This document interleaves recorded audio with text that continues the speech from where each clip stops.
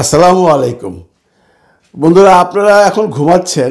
সুইডেনে বাজে রাত্র 2:30 এবং লন্ডনে রাত্র 1:30। Professor doctor Mohammad Yunus sir তার দলবল নিয়ে লন্ডনে পৌঁছে গেছেন। আপনারা জানেন উনি একটি রাষ্ট্রীয় সফরে এসছেন, যদিও অনেক নেটিজনরা বলছেন, অনেক দুর্মুখরা বলছেন এটা তার রাষ্ট্রীয় সফর নয়। উনি গেছেন Prince Charles III harmony award নিতে। আসলে এটা একটা রাষ্ট্রীয় সফর। তার সাথে আছেন আমাদের বাংলাদেশ ব্যাংকের গভর্নর এবং NSA-এর চিফ, মোস্ট প্রবাবলি বা দুদকের চিফ একজন। ওনারা লন্ডনে ব্রিটিশ প্রাইম মিনিস্টারের সাথে দেখা করবেন এবং স্পিকারের সাথে দেখা করবেন এবং বাংলাদেশ থেকে যে অর্থ লন্ডনে পাচার হয়ে গেছে সেগুলো নিয়ে মিটিং করবেন। বিভিন্ন কারণ নিয়ে গেছেন। পাশাপাশি উনি অ্যাওয়ার্ডটাও নেবেন। যখন আপনারা সব ঘুমাচ্ছেন এবং ইউনূস স্যারও ঘুমাচ্ছে, ঠিক ওই সময় পুরো দেশে এবং দেশে বিদেশে একটি বিষয় নিয়ে খুব আলোচনা হচ্ছে। সেটি হলো 13 তারিখ প্রফেসর ডক্টর মোহাম্মদ ইউনূস এবং তারেক রহমানের মধ্যে একটি সাক্ষাৎকারের সম্ভাবনা রয়েছে। কেউ এটাকে শিডিউল দিয়ে বলেনি, বিএনপির থেকেও কোনো শিডিউল পাওয়া যায়নি এবং প্রধান উপদেষ্টার প্রেস সচিবের কাছ থেকেও বা প্রেস উইং থেকেও কোনো রকম কনফার্ম নিউজ পাওয়া যায়নি। প্রেস উইংস থেকে যেটা বলা হয়েছে সেটা আমি একটু পড়ে শোনাচ্ছি আপনাদের। প্রধান উপদেষ্টার প্রেস সচিব শফিকুল আলম এ বিষয়ে একটি গণমাধ্যমে দেওয়া সাক্ষাৎকারে বলেছেন, তারেক রহমান বাংলাদেশের বড় একটি রাজনৈতিক দলের নেতা। তার সঙ্গে লন্ডন সফরে প্রধান উপদেষ্টার বৈঠক হলে দেশের জন্য পজিটিভ মেসেজ, কিন্তু ওই বৈঠক হবে কিনা তা এখনও ঠিক হয়নি। লন্ডনে গিয়ে বোঝা যাবে। প্রধান উপদেষ্টার এই সফরে বাংলাদেশের গণতান্ত্রিক উদ্যোগ যুক্তরাজ্যের সমর্থনের বিষয়টি বিশেষ গুরুত্ব পাবে। পাশাপাশি পাচার হওয়া অর্থ ফেরত আনার বিষয়টিতে প্রাধান্য দেবে বাংলাদেশ। সফর শেষে আগামী 15 জুন উনি ফেরত আসবেন। এনিওয়ে, মূল আলোচনা হলো তারেক রহমানের সাথে প্রধান উপদেষ্টার সাক্ষাৎ। আমরা সবাই এই সাক্ষাৎটা চাই, কারণ আপনারা জানেন বন্ধুরা, বিভিন্ন ধরনের এই নির্বাচন নিয়ে যে ঘটনাগুলো বিগত সময়ে ঘটে গেছে এগুলো কোনোটাই সুখকর নয় এবং সরকারের সাথে বাংলাদেশের প্রধান বিরোধী দল বিএনপির সাথে একটা দূরত্ব সৃষ্টি হয়েছে এবং এই পলিটিক্স কোন দিকে যাচ্ছে আমরা কেউ জানি না। তবে এই সময়ে যদি সামনাসামনি দুই নেতা কথা বলেন তাহলে এটা দেশের জন্য মঙ্গল হবে বলে আমি মনে করছি। কিন্তু এখানে একটি কথা থেকেই যায়, বিএনপির লোকজন বলছেন, প্রফেসর ডক্টর মোহাম্মদ ইউনূস নাকি নিজেই বলেছেন তারেক সাহেবের সাথে দেখা করতে চান। এটা বিএনপির লোক না বললেও নেটিজনরা বলছেন, একটি গ্রুপ যারা বিএনপিকে সাপোর্ট করেন।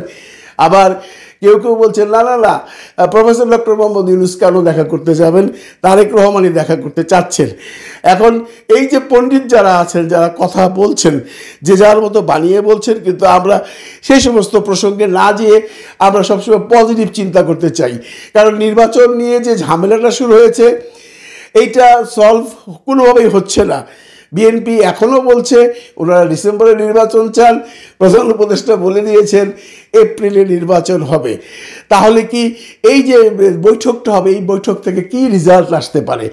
এইখানে কি এমন কোনো রেজাল্ট আসবে যে প্রফেসর ডক্টর মোহাম্মদ ইউনূস তারেক রহমান সাহেবের কথা শুনে নির্বাচন ডিসেম্বরে নিয়ে আসবে, বা তারেক রহমানকে এইটা শুনবে প্রফেসর ডক্টর মোহাম্মদ ইউনূসের কাছ থেকে, ঠিক আছে আপনি বলেছেন আমি ডিসেম্বরে আসছি, বা প্রফেসর ইউনূস বলবে না যে কোনো অবস্থায় হোক নির্বাচন এগুলো যাবে না। এখন এই যে তালমাতাল একটা অবস্থা বাংলাদেশি মানুষদের মধ্যে, যারা বিএনপি করেন তাদের মধ্যে একটা টেনশন এবং আপামর জনগণের মধ্যে একটা টেনশন বিরাজমান যে এই বৈঠকটা যেন হয় এবং একটা সুষ্ঠু সমাধান যেন হয়। এখন অনেকেই বলছেন এই দেখা করাটা তারেক রহমান সাহেব নিজেই দেখা করতে চাচ্ছেন। কারণ আপনারা জানেন যে তারেক রহমান যে ভাষায় সেদিন কথা বলেছিল যে নির্বাচন ডিসেম্বরে হতেই হবে, খুব জোর দিয়ে যে বডি ল্যাঙ্গুয়েজ তার ছিল, এটা অনেকেই বা সরকার পক্ষ খুব ভালোভাবে নেয়নি এবং আপনারা সেটাও মার্ক করেছেন। তার পরেই সেই 21শে আগস্টের যে হত্যা মামলা বা বিস্ফোরক মামলা আছে সেই মামলাটি আবার সরকার পক্ষ থেকে অনুমতি পেয়েছে অ্যাপিল করার জন্য। এটা একটা অশনি সংকেত বিএনপির জন্য বা তারেক রহমানের জন্য। অনেক নেটিজনরা বলছেন হয়তোবা সেই বিষয়েও আলোচনা হতে পারে। তারেক রহমান সাহেব দেশে তো এই অবস্থায় আসবেনই না, কারণ আমরা সবাই একটা জিনিস তো বুঝেই গেছি যে তারেক রহমান সাহেব সেই দিনই বাংলাদেশে ব্যাক করবেন যেদিন বিএনপি সরকার গঠন করতে পারবে। এর আগে উনি আসবেন না। এই আসা না আসা যে দুদুল্যমান অবস্থাটা ছিল, আমরা যখন সবাই চিৎকার করছিলাম বা অনেকেই বলছিল যে আপনি আসুন, আপনি দেশে আসলে দলের অনেক শৃঙ্খলা ফেরত আসবে, উনি কোনো কথা বলছিলেন না বা উনি হয়তো চিন্তা ভাবনা করছিলেন হয়তো বা আসবেন। কিন্তু এই মামলাটি অ্যাপিল বিভাগে অ্যাপিল করার যে অনুমতিটা পেয়ে গেছে, সেইটা একটা দুঃসংবাদ বিএনপির জন্য বা তারেক রহমানের জন্য, এবং সেটা নাকি 1 জুলাইয়ের মধ্যেই করতে হবে বা 31 জুলাইয়ের মধ্যেই করতে হবে। সেইটা যেন অ্যাপিল না করা হয় সেটা নিয়েও নিশ্চয়ই আলোচনা হতে পারে। এখন কি আলোচনা হবে আমরা কেউই জানি না, কারণ আমরা একটা জিনিস তো প্রথম থেকেই দেখে আসছি যে বিএনপি তাদের সেই নির্বাচনী তারিখ নিয়ে এক জায়গায় অবস্থান করছেন। যে কোনো অবস্থাতেই হোক ডিসেম্বরের মধ্যে নির্বাচন করতে হবে।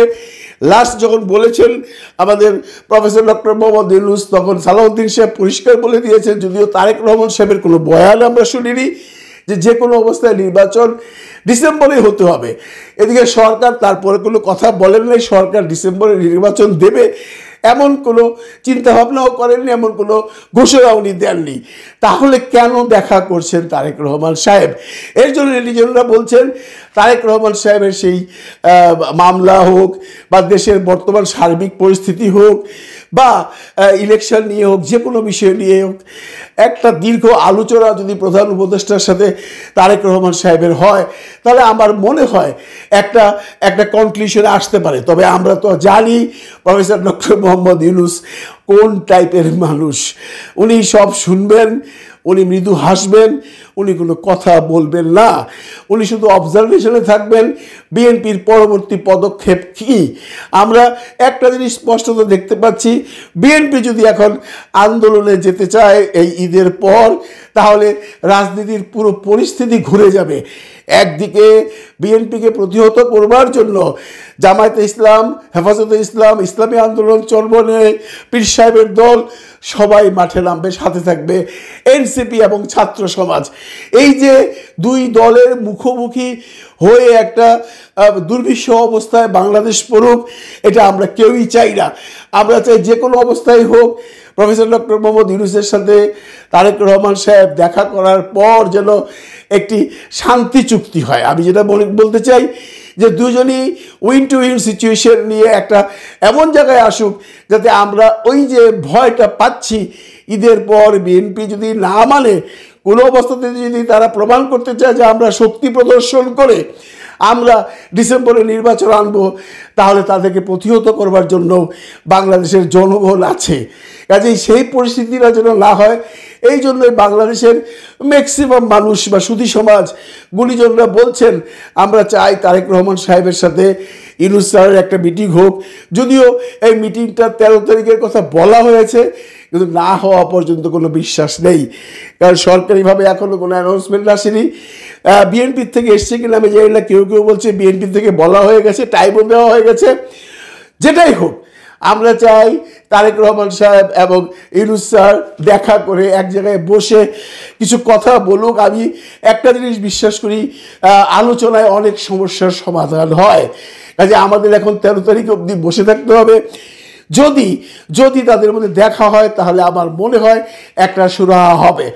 আর যদি কোনো কারণে 13 তারিখে এই তারেক রহমান সাহেব আর প্রফেসর ডক্টর মোহাম্মদ ইউনূস স্যারের কোনো বৈঠক না হয়, তাহলে হয়তোবা রাজনৈতিক অঙ্গন আবার উত্তাল হয়ে উঠবে। সুতরাং যেহেতু কোনো পক্ষ থেকেই কোনো কনফার্মেশন দেওয়া হচ্ছে না, সেই পর্যন্ত আমাদের সবাইকে আগামী 13 তারিখ পর্যন্ত অপেক্ষা করতে হবে সেই মাহেন্দ্র ক্ষণের জন্য, যে ক্ষণটির জন্য পুরো বাংলাদেশের 18 কোটি মানুষ, সে যে দলই করুক, যে পার্টি করুক, কেউই সংঘাত চায় না। সবাই আশা করছি, আমরাও আশা করছি, আপনারাও নিশ্চয়ই আশা করছেন, দুই নেতা একসাথে বসে একটা সমাধানে আসুক, দেশটা শান্তির পথে এগিয়ে যাক। ভালো থাকবেন সবাই, ভালো রাখবেন সবাইকে। খুদা হাফেজ।